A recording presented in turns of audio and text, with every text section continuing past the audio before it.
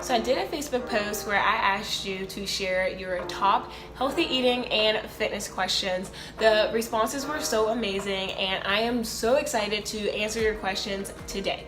In part one of this video series, we will be going over 4 healthy eating and fitness questions ranging from how to lose belly fat to self-accountability to how to commit to a fitness routine with a busy schedule. I am so excited to answer your questions today. This video is going to be a good one.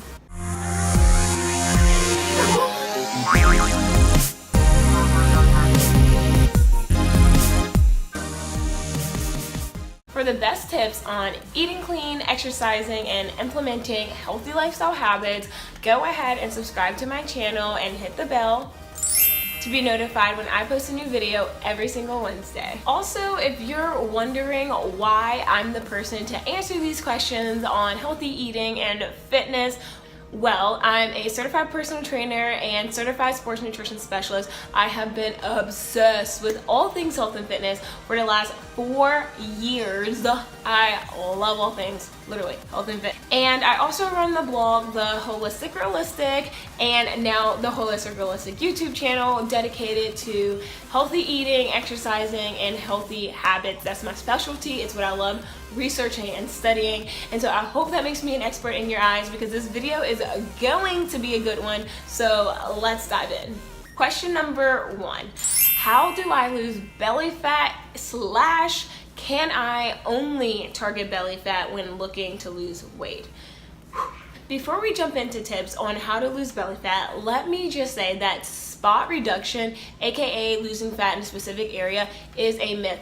Y'all, it does not exist. For example, if you decide that you want to lose weight and so you're only going to do abs for the next 30 days, you're going to get little wear, if anywhere at all. That's not how weight loss works. Trying to lose weight in one area will result in you losing weight in all areas. So now that we know that spot reduction is a myth, let's jump into how to lose belly fat and some best practices for that. Tip number 1, reduce your consumption of alcohol. And I know it sucks because drinking has become a huge social activity in our culture, but alcohol not only contributes to weight gain, but it also contributes to fat gain, especially in your tummy area. If you ever heard the term beer gut, it's not just a term, it's a real thing. So if you really want to lose belly fat, just reduce your consumption of alcohol. Tip number 2, eat healthy. Eat a healthy, wholesome diet. And when I say wholesome, I mean like simple 1 ingredient foods. Like a strawberry is a strawberry. You don't know what's in a Pop-Tart. Like that is not, one is super wholesome and healthy, one is processed and sugary. Speaking of sugar, tip number 3, reduce the amount of sugary drinks you consume. Lattes, soda, juice. Tip number 4, practice intermittent fasting. Intermittent fasting is amazing for weight loss and is absolutely free. I have tons of videos on intermittent fasting. Check them out. The benefits are out of this world. Tip number 4, reduce refined carbs and increase protein. Refined carbs is synonymous for simple carbs, meaning carbs that have no nutritional value. These are processed foods like cake and chips and white bread. The nutrients are stripped out of these foods and you're not getting any nutritional value. Complex carbs are whole grains, veggies, like nutrient dense foods. And the reason why I say increase protein is because when you're losing weight, you want to preserve your lean muscle. You don't want to just lose weight and just be a stick. You want to have some definition, and that can look different for everyone.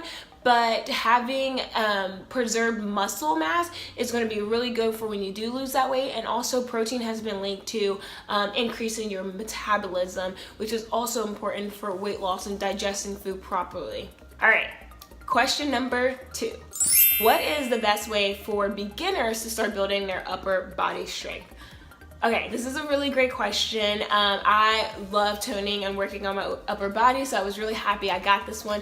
But honestly, it's really simple. So, of course, you can do a combination of bodyweight exercises as well as weight training. And the reason why I say bodyweight exercises is because I see people going into the gym trying to lift all the time, but they don't even have proper posture and form with their own body weight first. If you can't do 10 push-ups, you shouldn't be doing arm curls, or you shouldn't be learning to bench press when you can't even lift your own body up.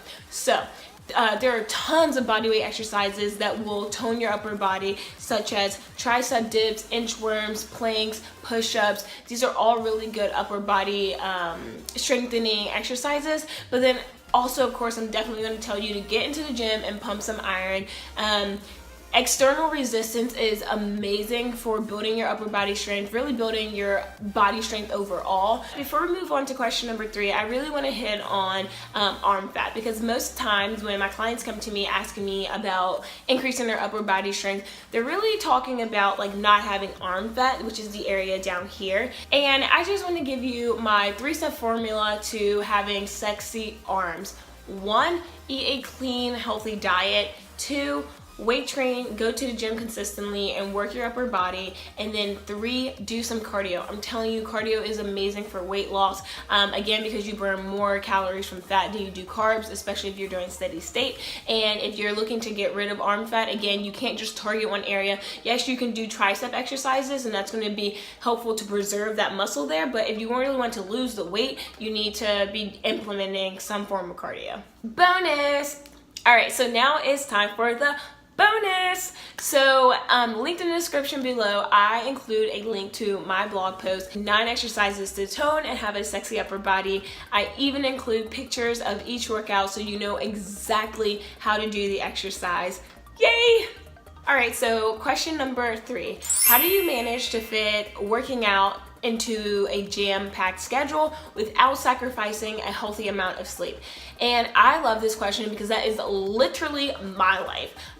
Working full-time, blogging, YouTubing, maintaining a healthy relationship, a social life, and going to the gym consistently is a lot of work. It is not easy. And so I'm going to be sharing with you my best tips on how to maintain a workout schedule, a healthy eating routine, while also not sacrificing sleep, because sleep is so important. And if you want to lead a healthy life, sleep is a part of that. It's not just about how many times you go to the gym or how well you eat. It's also about the quality of sleep and your stress levels. So tip number 1 is plan ahead of time.